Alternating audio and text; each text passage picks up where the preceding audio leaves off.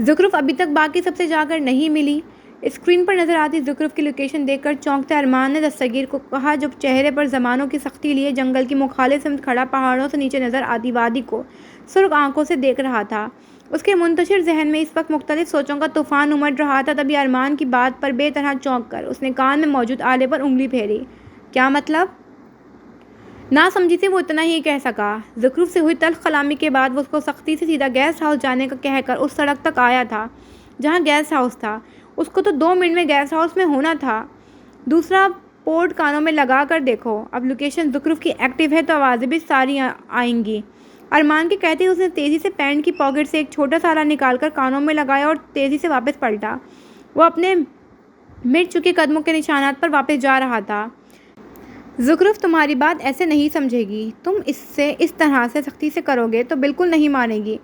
अरमान की मुसलसल आवाज़ पर उसने हाथ मारकर अरमान की आवाज़ का गला घोंट दिया और फिर उसके कदमों की रफ्तार में तेज़ी आने लगी। परेशानी से वो गेस्ट हाउस जाते रास्ते पर भाग रहा था कि उसको साकिन होकर ठहर जाना पड़ा। तुम्हें क्या लगा तुम मुझसे बच जाओगी? समातों में जिसकी आवाज़ गूंजी थी वो मंसूर हलाज की थी। मुठ्ठियाँ सख्ती से भेजकर दस्तगीर बाकी मान सफ़र तय करने लगा, जबकि दूसरी जानिब ज़ुखरुफ उसको यूं अचानक अपने सामने देखकर साकिन रह गए। इतने दिनों की सोचों में ये तो जैसे उसके जहन से निकल ही गया था।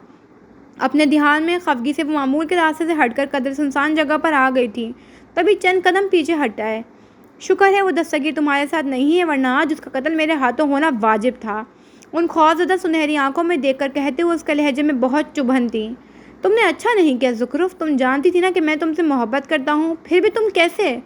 आंखों में अजीब से तासुरात लिए वो जो कह रहा था उस पर ज़ुखरुफ सट पड़ने लगी। खबरदार, जो अपनी गंदी ज़ुबान से मेरा या मोहब्बत का नाम लिया तो। एकदम जैसे उसका ज़ब्त रुखसत हुआ। वही क्यों सबसे डरती झिझकती रहे तब जब वो गलत भी नहीं है? वो क्यों अपने साथ गलत बात, गलत अल्फाज मंसूब होने दे? वो ऐसी तो नहीं थी कि हर आया गया उसको कुछ भी कहकर चलता बने। अपनी गंदी और घटिया नियत को अगर मोहब्बत का नाम देकर तुम्हें लगता है मुझे बेवकूफ़ बना लोगे तो तुम गलत हो मंसूर हलाज। मैं तुमसे नफ़रत करती हूँ, शदीद नफ़रत। और मैं तुमसे नफ़रत क्यों ना करूँ? तुमने मुझे ज़माने भर में जलील और रुसवा किया। तुमने अपने गंदे नाम के साथ मेरी इजाज़त के बगैर, मेरे मुसलसल इनकार के बावजूद मुझे मंसूब किया हर जगह, हर एक के सामने। तुम्हारे उस जाली निकाहनामे के बायस जितने दुख मैंने बर्दाश्त किए हैं, जितनी गलाजत मेरे हिस्से में आई है, उसके बाद तुम्हारी हिम्मत भी कैसे हो मेरे सामने फिर से आने की? वो कह नहीं रही थी, गुर्रा रही थी। बरसों की नफ़रत, झंझलाहट, बेबसी, कराहियत और तनफ़ुर का एक लावा सा था जिसे आज बाहर निकलने का मौका मिल गया था। जबकि साकिन रह जाता। मंसूर हैरानगी से उसको फनकारते हुए देख रहा था, जिसको हमेशा देखकर खौफ से गंग होकर सफ़ेद पड़ जाती थी। चंद कदमों के फासले पर आ रुकता दस्तगीर मुस्तफ़ा उन अज़ियत और तकलीफ़ में डूबे अल्फाज को सुनकर सट पड़ने लगा। अगर वक्त ने दस्तगीर के साथ जुल्म किया, नाइंसाफ़ी की तकलीफ़ दी, तो ज़ुखरुफ के नसीब में कम खसारे नहीं आए थे। वो तकलीफ़ जो वो बरसों से तनहा सहता आ रहा था, वो रायगा जा रही थी, क्योंकि जिसको तकलीफ़ से बचाना चाहता था, ज़माना उस औरत को पहले ही लहू लहू कर चुका था। तुम्हें तो बोलना भी खूब आ गया है ज़ुखरुफ बेगम। उसके अल्फाज सामने खड़े कमीने शख्स पर कैसे असर कर सकते थे? सुर्ख पड़ते चेहरे के साथ ज़ुखरुफ ने निगाहें फेर लीं। मैं उस रात तुम्हारे कमरे में गलत नियत से नहीं आया था, तुम्हें समझाने धमकाने आया था कि मेरे कहे में आ जाओ, मगर तुम नींद में इस कदर खूबसूरत और दिलकश लग रही थी कि मेरा दिल बेईमान हो गया। यकदम टून बदल कर कहते हुए वो चंद कदम उसकी जानिब बढ़ा, जबकि उसकी आंखों की चमक पर बामुश्किल मजबूत होती ज़ुखरुफ का दिल कांप उठा। अपनी घटिया बकवास बंद करो। आंखें बंद करके चीखते हुए तेज़ी से पीछे हुई। वो मनहूस रात फिर से उसकी आंखों में लौट आने लगी, जिस रात उसने एतबार खो दिया था, जिस रात उसके बाप ने उसको बचा कुछ अमान भी तोड़ दिया। दस्तगीर मुस्तफ़ा ने चौंक कर चेहरा उठाया। उसकी सुर्ख आंखों में इस वक्त लहू दौड़ रहा था, जबकि उसके माथे की वही मखसूस रग फड़कने लगी। तो ये घटिया शख्स ज़ुखरुफ के खौफ, उसकी अबतर जहनी हालत का जिम्मेदार था। ओहो, तुम्हारी तरफ तो मेरे बहुत से हिसाब निकलते हैं ज़ुखरुफ बेगम।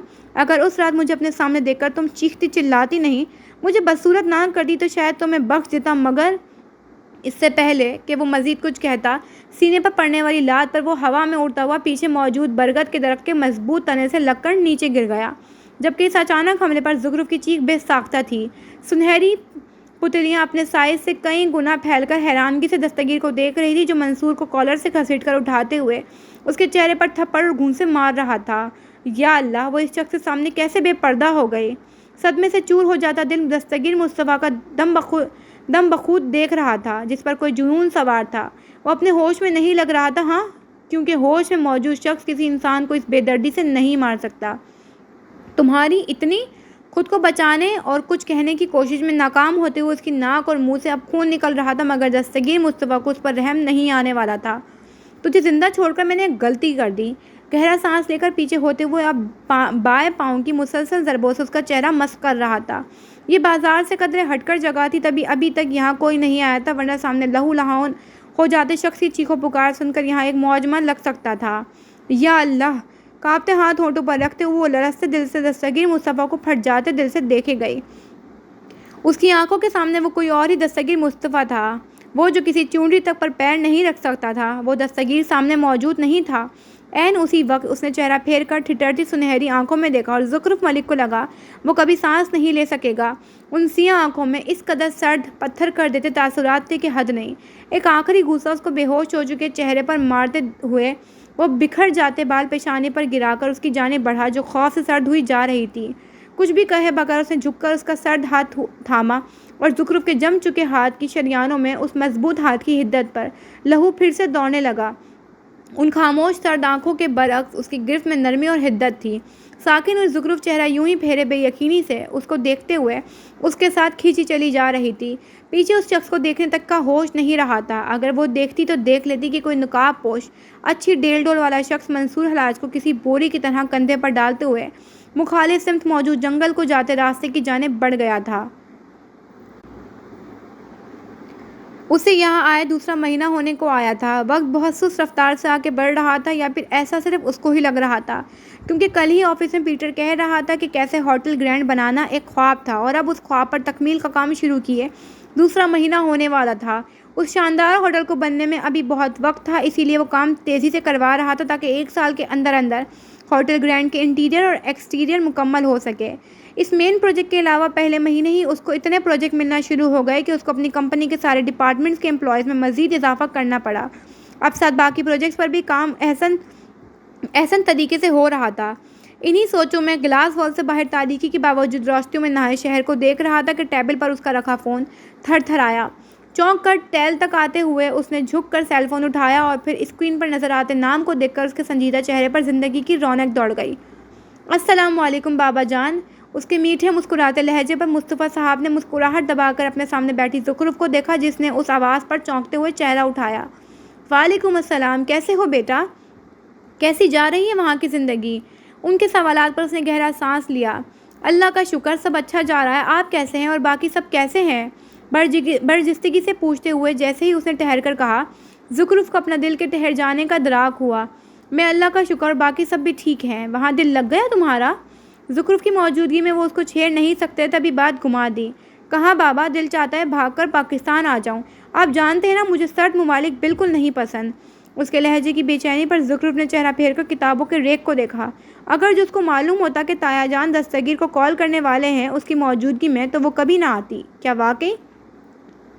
جانتا ہوں وہاں دل لگانے کی تمہیں ضرورت ہی کیا ہے۔ اپنے 2 سال پورے کرو اور واپس آؤ۔ ان کے کہے جانے پر جاندار اس کا کہکہ اسٹڈی میں گونج گیا۔ میرا بس چلے تو 1 سال بعد ہی آ جاؤں، مگر جس حساب سے پروجیکٹس مل رہے ہیں مجھے اپنا جلد پاکستان واپس آنا ناممکن لگ رہا ہے۔ اس کے لہجے کے دھیمے پن پر مصطفیٰ صاحب نے چونک کر زخرف کو دیکھا، جو چہرے پھیرے بس کتابوں کو دیکھ رہی تھی، البتہ اس بات پر اس کی پلکوں میں آ گرتے منو بوجھ نے ان کو لرز کر جھکنے پر مجبور کر دیا۔ خبردار، جو تم نے 2 سال سے زیادہ وہاں رہنے کا سوچا بھی تو صرف تمہارے پاس 2 سال ہے، اس سے زیادہ وقت لیا تو بھول جانا میرا تمہارے سے کوئی عہد تھا۔ ایک دم ان کے لہجے میں جو سنجیدگی اور سختی در آئی، اس پر زخرف تک نے چہرہ پھیر کر ان کو دیکھا، جبکہ ٹیرس پر آ کر کھڑے ہوتے دستگیر جو مسکراتے ان کو سن رہا تھا، اس کی مسکراہٹ تیزی سے معدوم ہوئی اور دل کی دھڑکن وہ اتنی سست پڑ گئی کہ وہ سمجھ نہیں سکا کہ آیا اس کا دل دھڑک بھی رہا ہے یا نہیں۔ میرا یہاں رہنے کا کوئی ارادہ نہیں، بس دیکھیے گا آپ ادھر 2 سال پورے ہوئے، اگلے دن میں پاکستان آپ کی اسٹڈی میں ہوں گا۔ آنے والے وقت سے بے خبر وہ خود کو اور اسٹڈی میں بیٹھے ان 2 افراد کو خواب دیکھنے پر مجبور کر رہا تھا، آس دلا رہا تھا۔ اس کی آواز کا یقین کسی کی سنہری آنکھوں میں خواب بسا رہا تھا۔ ویسے بابا، چند لمحے سیاہ تاروں سے خالی آسمان کو دیکھنے کے بعد آہستگی سے اس نے کچھ سوچ کر کہنا چاہا، مگر ٹھہر گیا۔ ہاں کہو بیٹا۔ وہ جانتے تھے کہ جب سے وہ یہاں سے گیا تھا پورے گھر سے بات کرتا تھا، سب کی خیریت معلوم تھی اسے سوائے زخرف کے۔ وہ ہونٹوں پر 2 انگلیاں بجاتے ہوئے وہ پھر سے خاموش ہو گیا۔ سونا کیسی ہے؟ مطلب ٹھیک ٹھاک، خوشباش ہے؟ وہ جو پوچھنا چاہتا تھا وہ بابا جان سے تو پوچھنے سے رہا، جبکہ زخرف نے ساکن آنکھیں پھیر کر تایا جان کے ہاتھ میں موجود سیل فون کو دیکھا۔ تم کیوں پوچھ رہے ہو؟ زخرف کو دیکھ کر ان کی آنکھیں چمکنے لگیں، جبکہ بالوں میں بے چینی سے ہاتھ پھیرتا دستگیر ساکن ہوا۔ آپ جانتے ہیں میں کیوں پوچھ رہا ہوں؟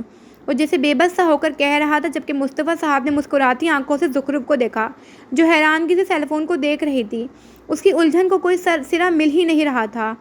میں نہیں جانتا، تم بتاؤ۔ ان کے یوں پہلو تہی کرنے پر دستگیر نے کان سے فون ہٹا کر سیل فون کو گھورا۔ یہ بابا جان آج اس کا امتحان لے رہے ہیں کیا؟ بابا، اگر آپ ایسے کریں گے تو کیسے چلے گا؟ آپ سب جانتے ہیں آپ کی آس، آپ کے یقین پر ہی تو میں یہ بے وجہ کی جلاوطنی سہ رہا ہوں۔ اگر آپ ایسا کریں گے تو میں کیسے یہاں سخت اور کٹھن وقت گزار سکوں گا؟ اس کے بے ربط جملوں میں چبھی بے بسی اضطراب نے زخرف کے دل کو چونکا دیا۔ مصطفیٰ صاحب خاموشی سے اس کو سن رہے تھے۔ وہ جانتے تھے کہ اس کا ملک اور زخرف اس کے لیے کیا معنی رکھتے ہیں، ایسے میں وہ چاہتے تھے اس کی ساری باتیں زخرف سن لے۔ اور بابا پلیز امی کو سمجھائیں کہ سونا کے ساتھ اتنا بے رحمانہ سلوک مت کیا کریں، وہ اس رویے کے قابل نہیں ہے۔ آپ نہیں جانتے کہ یہاں میں کیسے ایک ایک پل اس اضطراب کے ساتھ گزارتا ہوں کہ امی پیچھے سے سونا کو آتے جاتے سخت باتیں نہ سناتی ہوں۔ آپ نے ابھی امی کے لہجے کی کاٹ اور نفرت نہیں محسوس کی بابا؟ میں نے کی تھی اور میں سن رہ گیا تھا۔ آپ میری بات سن رہے ہیں؟ ساکن رہ جاتی زخرف خالی ہوتے دل سے اس کا اپنی حمایت میں کہا گیا ایک ایک لفظ سن رہی تھی۔ وہ اس کے لیے کیوں سب سے لڑ رہا تھا؟ وہ کیوں چاہتا تھا کہ تایا جان کے علاوہ باقی سبھی اس سے محبت اور نرمی سے پیش آئیں؟ کون سا جذبہ اسے یہ سب کرنے پر اکسا رہا تھا؟ فیروزہ تائی تو کچھ اور کہتی تھی اس کے فیصلے کے بارے میں۔ میں سن رہا ہوں، انہوں نے ایک ملال بھری نظر زخرف کے سفید پردے چہرے پر ڈال کر آہستگی سے کہا۔ تم وہاں بے فکر رہ کر اپنے 2 سال پورے کرو۔ جب تک تم نہیں آ جاتے میں زخرف کو ہر ایک کے سخت رویے اور سرد و گرم سے بچا کر رکھوں گا۔ وہ اس کو ایک عزم دے رہے تھے تاکہ اس کے 2 سال وہاں سہل ہو جائیں۔ چاہتے تھے کہ آسانی سے اس کی واپسی زخرف تک ہو، مگر اس بات سے بے خبر تھے کہ دراصل اس کے قدم زخرف سے خون رنگ ہو کر ان کی زخرف تک آئیں گے، مگر آنے والے وقت کی خبر کس کو ہوتی ہے؟ وہ اس کو جنگل کے سنسان راستے سے ہٹ کر کچے راستے سے لیے آگے بڑھ رہا تھا۔ تقریباً آدھے گھنٹے سے وہ خاموشی کے ساتھ اس کے پیچھے کھینچی چلی جا رہی تھی، مگر اس کے قدم اب بے جان ہونے لگے۔ اس سے پہلے کہ وہ کچھ کہتی دستگیر نے ایک جھٹکے سے اس کا ہاتھ چھوڑا اور اس کی جانب پلٹا۔ اس کی سیاہ آنکھوں میں اس قدر سرد مہولی اور سختی تھی کہ زخرف کا دل لرز کر رہ گیا۔ وہ کیا بکواس کر رہا تھا اور تم خاموشی سے اس کو سن رہی تھی؟ آگے بڑھ کر اس کا منہ کیوں نہیں توڑ دیا؟ لہجے کے بیگانہ انداز پر زخرف کا دل کہیں اندر ہی ڈوب کر ابھرا۔ یا اللہ، اس شخص کے سامنے اس کو مزید ذلیل و رسوا مت ہونے دینا۔ صرف نفرت سے دیکھنا ہی کافی نہیں ہوتا زخرف بی بی، اپنی جانب اٹھائے جانے والے ہاتھ اور زبان کو کاٹ پھینکا جاتا ہے۔ اس کو یوں اپنی جانب ناگوار سے دیکھتے پا کر بھی وہ کہے جا رہا تھا، تم نے اس کی آنکھ زخمی کی تھی، مگر کیوں؟ ان سنہری آنکھوں میں کچھ ایسا تھا کہ دستگیر مصطفیٰ کو اپنا غصہ، اپنا موقف بدل لینا پڑا، جبکہ زخرف کی آنکھوں میں دوبارہ سے ڈراتی چمک پر وہ دھک سے رہ گیا۔ کیا وہ اس کے سامنے ظاہر نہیں ہونا چاہتی تھی؟ اس کو اپنے دکھ اور غموں سے بیگانہ رکھنا چاہتی تھی اس کی طرح، یا پھر وہ اس کے لیے اس قدر اجنبی اور پرایا تھا؟ آپ کو کس نے کہا کہ میرے معاملات میں کچھ کہیں؟ سنبھل کر کہا گیا، یعنی اس نے کچھ نہیں سنا۔ اس کے انداز پر سب سمجھ جاتے دستگیر نے جس تیزی سے اس کی جانب سخت نظروں سے دیکھا، لمحے بھر کو زخرف کا چہرہ پھیکا پڑا۔ کیا کہا ہے تم نے ابھی؟ الٹتے دماغ کے باوجود اس نے تصدیق چاہ رہا تھا۔ جیسے میں آپ کے معاملات میں خاموش ہوں، آپ بھی میرے معاملات میں خاموش رہیں تو۔ اس سے پہلے وہ اپنا جملہ مکمل کرتی دستگیر نے اس کو دائیں شانے سے تھام کر ایک جھٹکے سے اپنے سامنے کیا۔ وہ جو اس عمل کے لیے تیار نہیں تھی، آنکھیں پھیلائے ان سر کر دیتی سی آنکھوں کو دیکھنے لگی۔ منصور حلاج تمہارا معاملہ نہیں ہے، اور خبردار جو آئندہ میرے سامنے یہ بات دوبارہ دہرائی۔ ایک ایک لفظ چبا کر کہا گیا۔ رکتے دل سے زخرف اس کے ہاتھ کی سخت گرفت اپنے شانے پر محسوس کر سکتی تھی۔ آپ ہوتے کون ہیں مجھ سے اس طرح کا سلوک کرنے والے؟ میری کوئی عزت نہیں ہے آپ کے خاندان کی نظر میں؟ تو اس کا یہ مطلب نہیں کہ آپ مجھے یوں ٹریٹ کریں۔ چٹک کر کہتے ہوئے اس نے دستگیر مصطفیٰ کی آنکھوں کو مزید سرخ کر دیا۔ Shut up! ایک دم جس طرح سے وہ دھاڑا، زخرف آنکھیں سختی سے میچ کر تیزی سے پیچھے ہوئی، مگر شانے پر موجود گرفت نے اس کو مزید پیچھے ہونے نہیں دیا۔ میں تمہارا شوہر ہوتا ہوں زخرف بی بی، جسے تمہارے تایا نے تمہارے سر مسلط کیا ہے، اور ایسی گھٹیا بکواس میرے سامنے کر بھی کیسے لی تم نے؟ اس کی آخری بات نے تو اس کا دماغ ہی پلٹ دیا تھا۔ دونوں ہاتھوں سے اس کی شانے تھام کر زرد پڑتے چہرے کو دیکھتے ہوئے برف کر دیتے لہجے میں کہہ رہا تھا، چھوڑے مجھے۔ بھرائے لہجے میں وہ اس کے دونوں ہاتھ اپنے شانوں سے جھٹک دینا چاہتی تھی، کیونکہ اس گرفت میں زخرف کے لیے کوئی نرمی نہیں تھی۔ اگر دوبارہ میرے سامنے ایسی کوئی فضول بکواس کی تو۔ اس کی آخری بات دستگیر مصطفیٰ کا دل چھلنی کر گئی۔ تبھی وہ سر میں اٹھتی ٹیسوں کو دبائے بہت ضبط سے کہہ رہا تھا کہ زخرف نے اپنی جھکی پلکیں اٹھا کر دیکھا اور اس کے باقی کے الفاظ حلق میں کہیں اٹک کر رہ گئے۔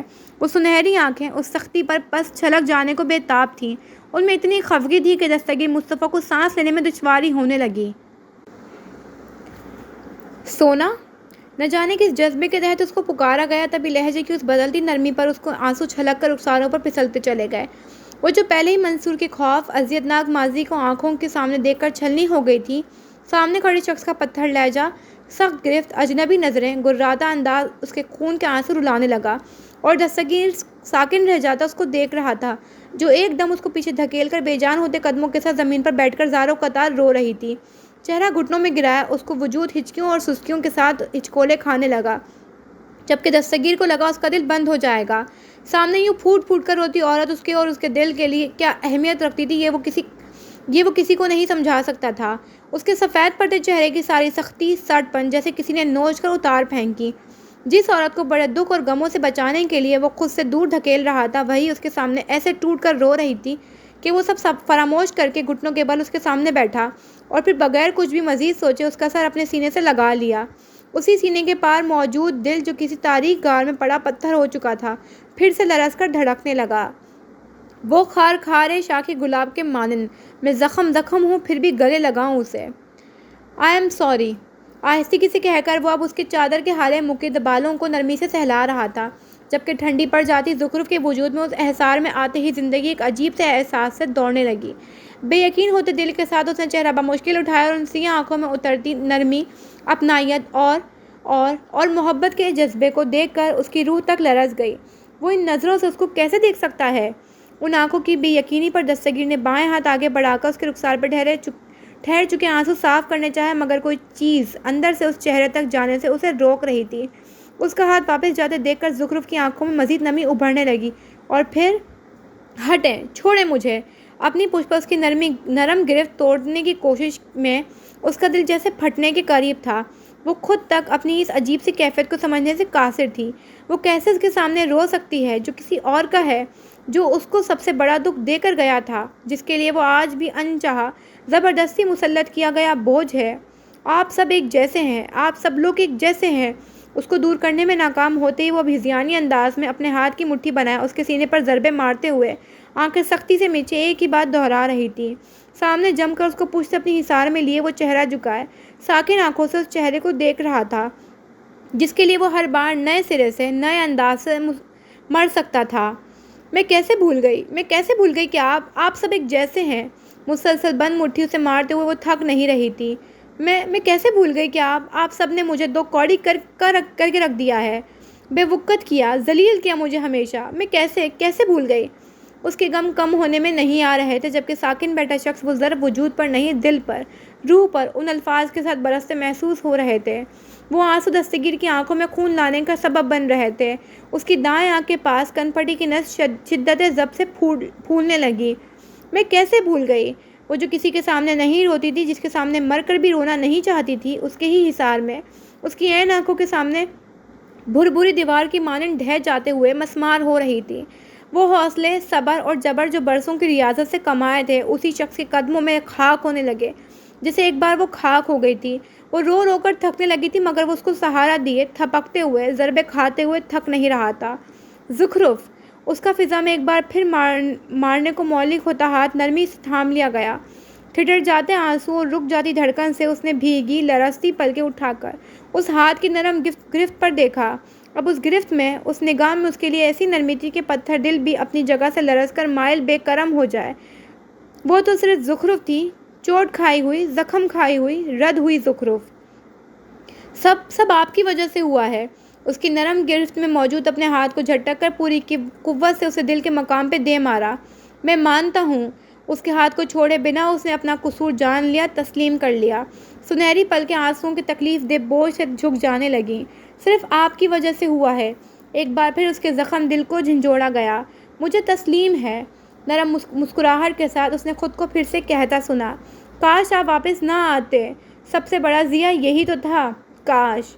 اس کی مدھم سرگوشی پر سنہری آنکھیں نہ جانے کس جذبے کے تحت لرز کر اٹھیں۔ کاش میں کبھی واپس نہ آتا، سی آنکھیں سنہری آنکھوں میں دیکھتے ہوئے ٹہر ٹہر کر کہہ رہی تھی۔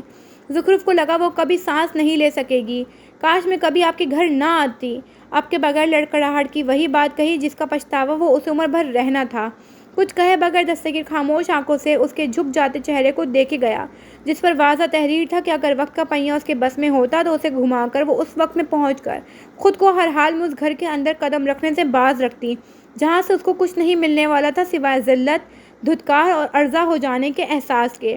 وہ ایک خالص محبت جو تایا جان اسے دینے والے تھے، اسے بہت بھاری قیمت ادا کرے گی، اسے کچھ خبر نہیں تھی۔ یکدم حیرانگی سے چمک اٹھی سنہری آنکھیں سامنے موجود شخص کو خود پر تیزی سے دھڑک اٹھتے دل کے ساتھ جھکتے دیکھ رہی تھیں۔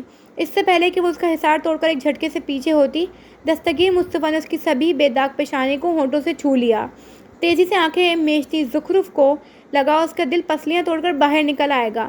کتنے ہی لمحے یوں ہی دبے پاؤں گزر گئے۔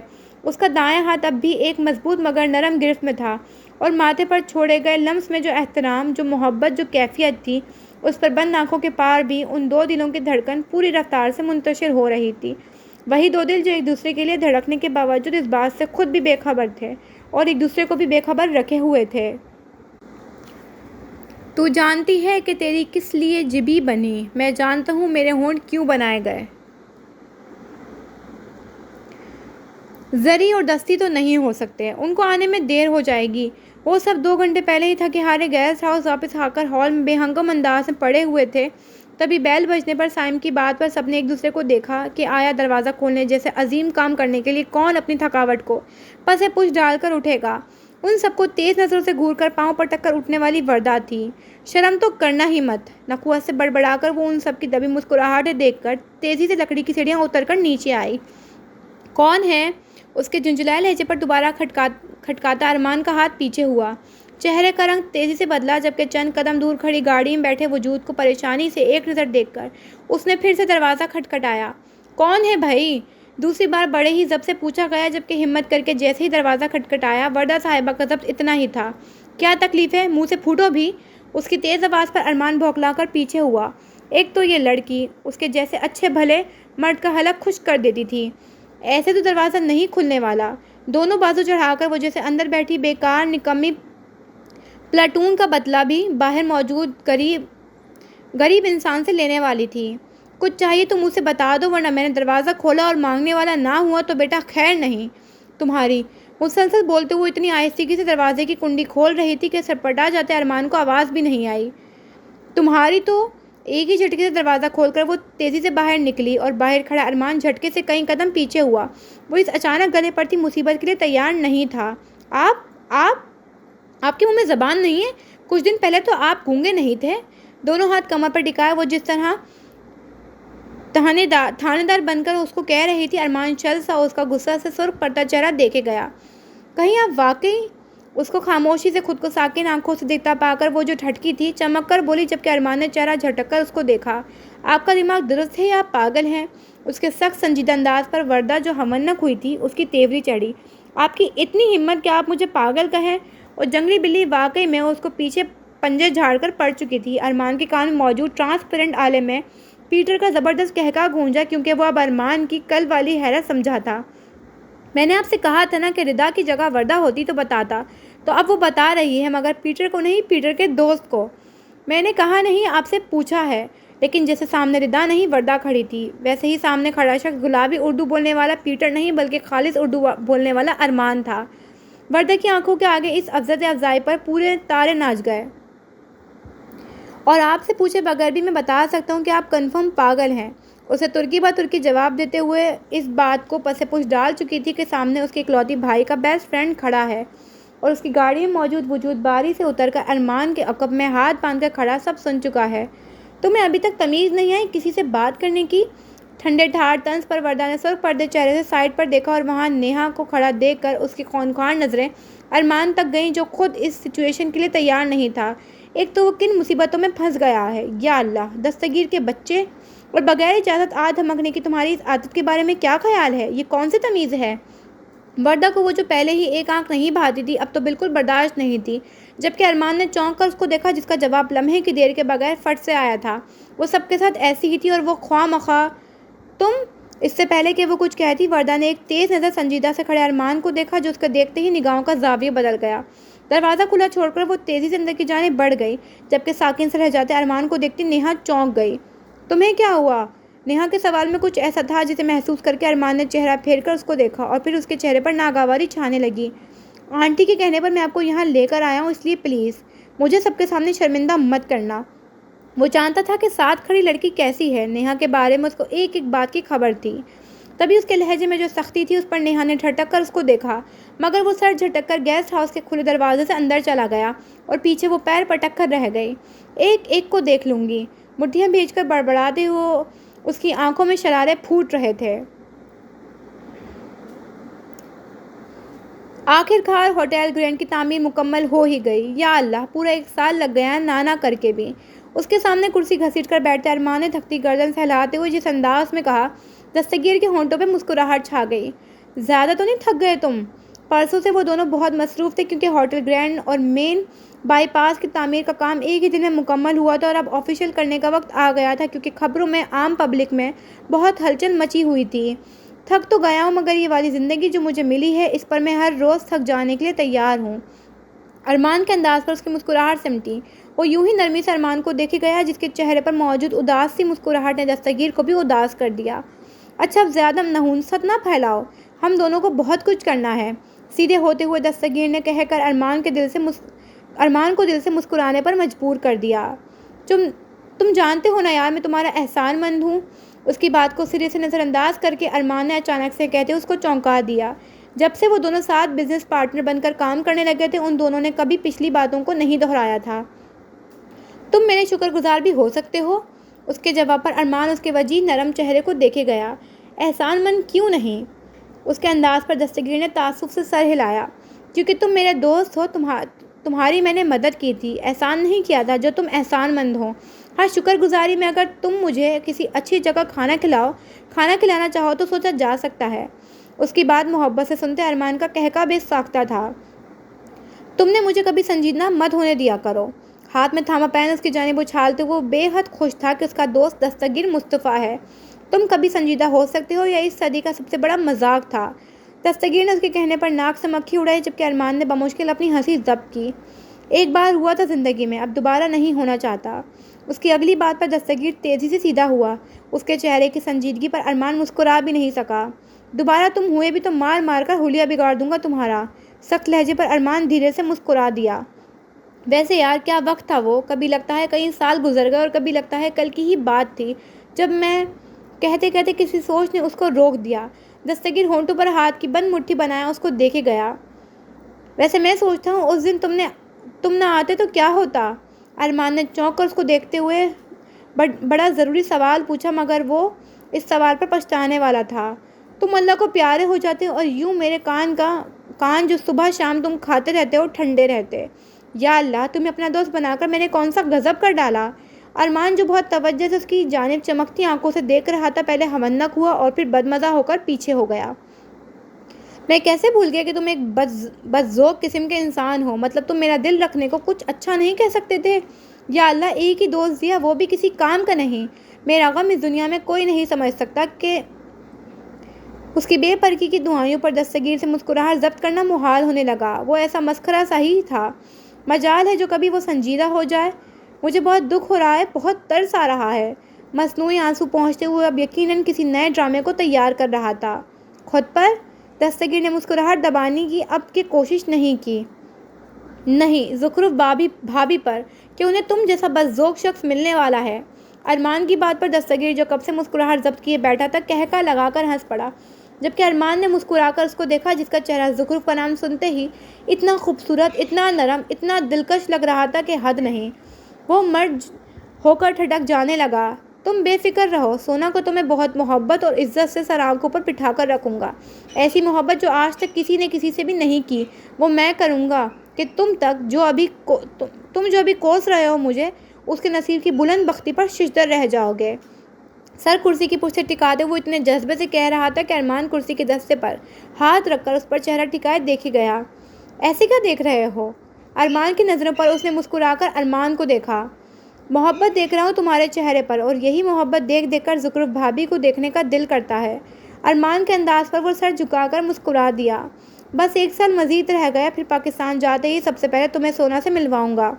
ان دونوں کا ہی ارادہ پاکستان میں بھی ایک ساتھ بزنس شروع کرنے کا تھا، اس لیے دستگیر کی بات پر ارمان نے مسکرا کر سر ہلایا۔ انشاءاللہ۔ آنے والے وقت کی گہری چاپ قریبی سنائی دے رہی تھی، مگر ان کے کہکوں اور باتوں نے اس منحوس چاپ کو کچھ وقت کے لیے معدوم کر دیا تھا۔ تو گائز فائنلی ہماری ایپیسوڈ ختم ہو گئی ہے۔ آپ لوگوں کو ناول کیسا لگ رہا ہے، یہ والی ایپیسوڈ کیسی لگی ہے، پلیز کامنٹس کر کے ضرور بتائیے گا۔ چینل کو سبسکرائب کرنا مت بھولیے گا۔ اور ایک تو اس ناول کی ایپیسوڈز اتنی بڑی ہوتی ہیں، صرف آپ لوگوں کی وجہ سے ایک ہی دن میں ریکارڈ کرتی ہوں، ورنہ 2 دن میں ایک ایپیسوڈ چلاتی ہوں میں۔ خیر، میری اتنی محنت دیکھ کر برائے مہربانی آپ لوگ بھی اچھے کامنٹس کر دیا کریں، تاکہ میرا بھی دل خوش ہو دیکھ کر۔ باقی اب انشاءاللہ اگلی قسط میں ملیں گے، تب تک کے لیے اللہ حافظ۔